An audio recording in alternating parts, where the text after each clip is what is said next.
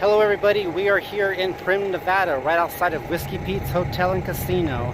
And inside is an exhibit that features a bullet-ridden deathmobile from an American couple in the 1930s, Outlaw.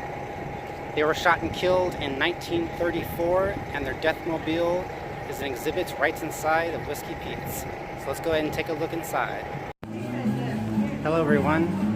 Currently here in Primm, Nevada at Whiskey Pete's Hotel and Casino, standing in front of the infamous Bonnie and Clyde deathmobile car. Let's go ahead and take a look, shall we?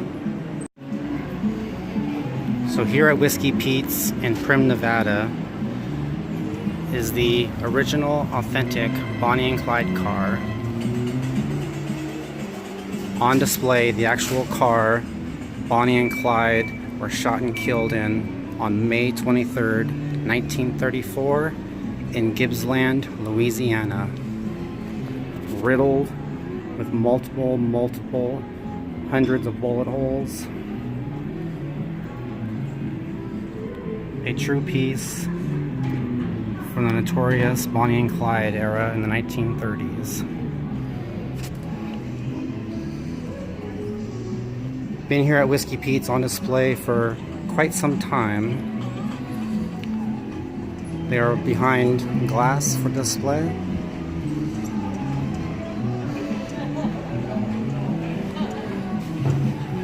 Bullet holes, all kinds of broken glass.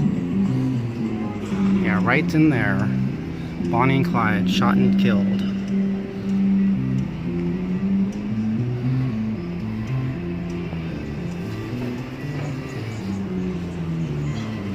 Got some dummies here to represent them.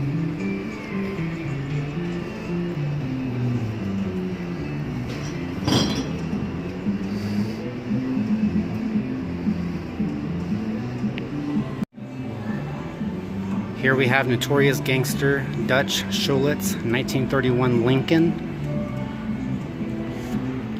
Custom built with bulletproof lead-filled doors and inch-thick glass. After Schultz's murder in 1935, the car was used by Al Capone's mob. Later, the car was seized by the Chicago Police Department and sold at a public auction. It now resides here in Primm, Nevada, waiting for its next adventure, right at Whiskey Pete's.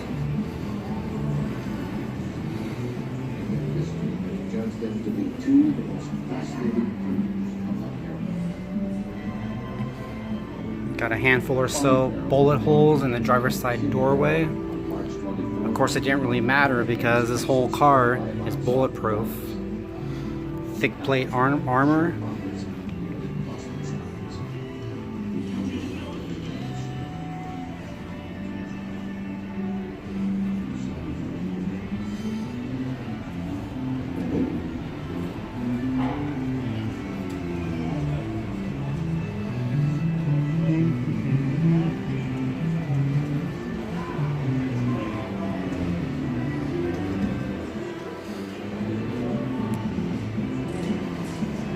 Right beside Bonnie and Clyde.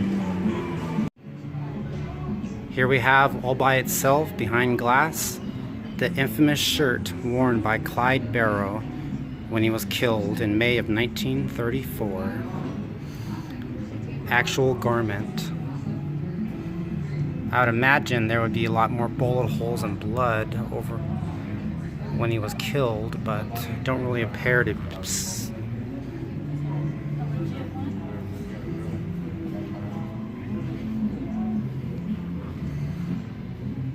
Besides right here in the back.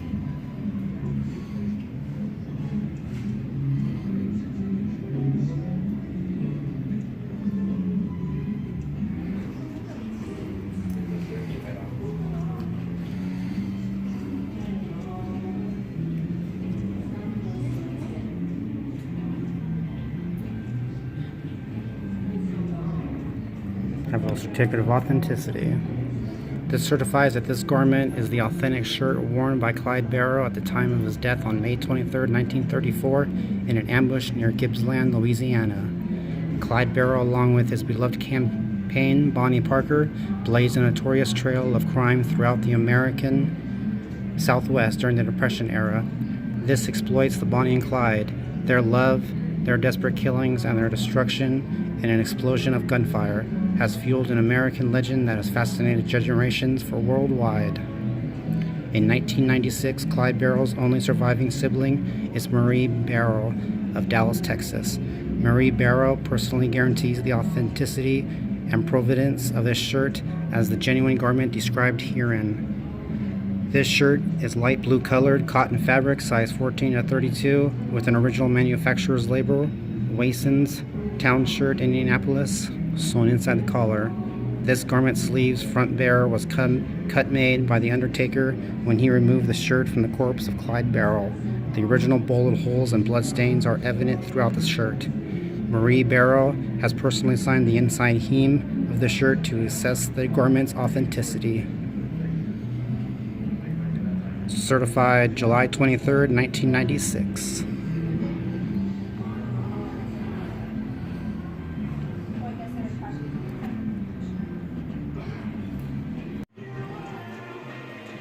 The Daily Times Herald front page cover newspaper of the death of Bonnie and Clyde. Got all kinds of old photos here. Charles Stanley and his Bonnie and Clyde car. I'm assuming that after the death, he acquired the car and then he eventually took it on a tour so to patrons that they can view the car. A variety of license plates Clyde would have used to put on the car. Colored photograph got Bonnie on the right and Clyde on the left. That's pretty cool.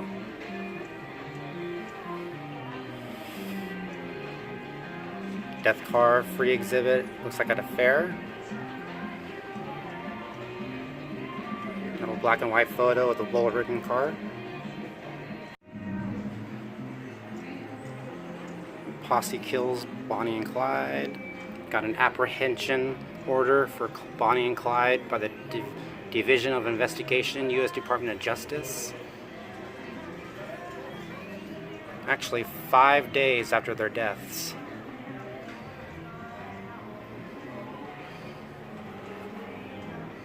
One each for Bonnie and Clyde.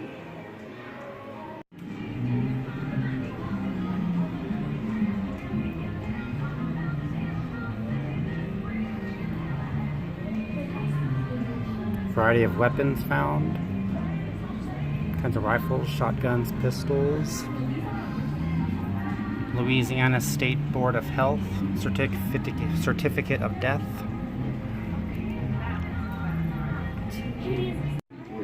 Citing the convict's poor health and general good behavior.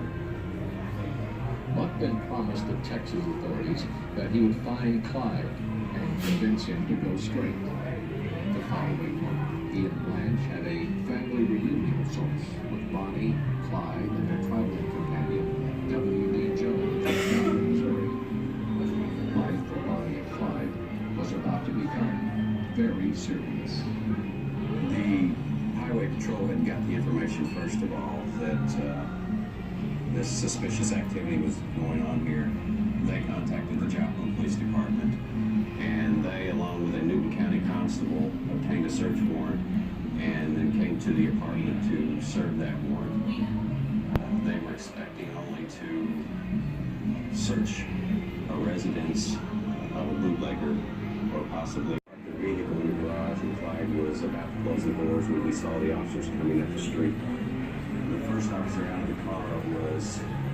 Timeline starting in 1930, March 2nd, to their death, May 23rd, 1934. The garage door that was open here and attempted to stop Clyde from closing the door.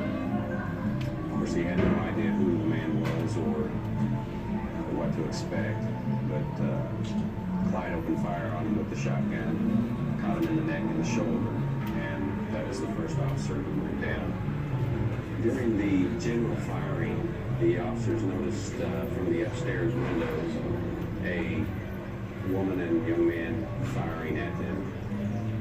This was later found out to be Bonnie Parker and their friend W.D. Jones. This is interesting because it's the first time that they had positive proof that Bonnie was actually involved in shooting herself and not just Clyde and W.D. Jones. At this point is when the second officer, Harry McGinnis, was shot over on the passenger side of the car. About that time, the door of the apartment swung open and a woman come running out, screaming hysterically. She had a small dog yapping at her heels, and they both went down the hill here towards Main Street.